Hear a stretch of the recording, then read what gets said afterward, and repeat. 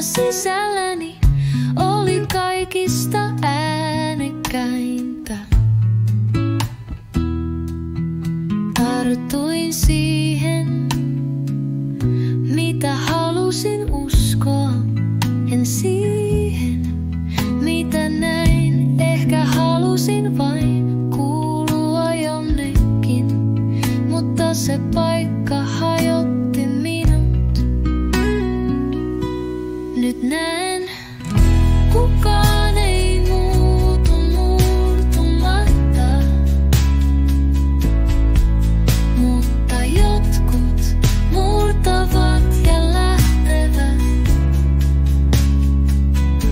Ja jotkut kivut muuttavat muotoaan, kun niitä vaiennetaan tarpeeksi. Nyt minulla on ääni, se kumpuaa sisältäni. En enää kulje niiden paikkojen kautta, joissa olin hiljaa.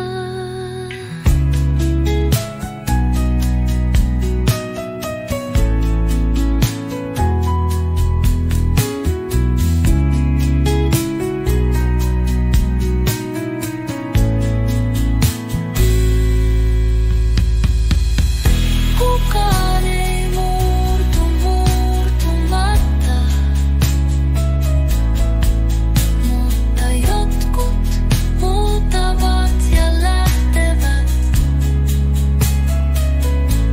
Ja jotkut kivut muuttavat muotoaan, kun niitä vaiennetaan tarpeeksi. Nyt minulla on ääni, se kumpuaa sisältäni. En enää kulje niiden paikkojen kautta, joissa olin hiljaa.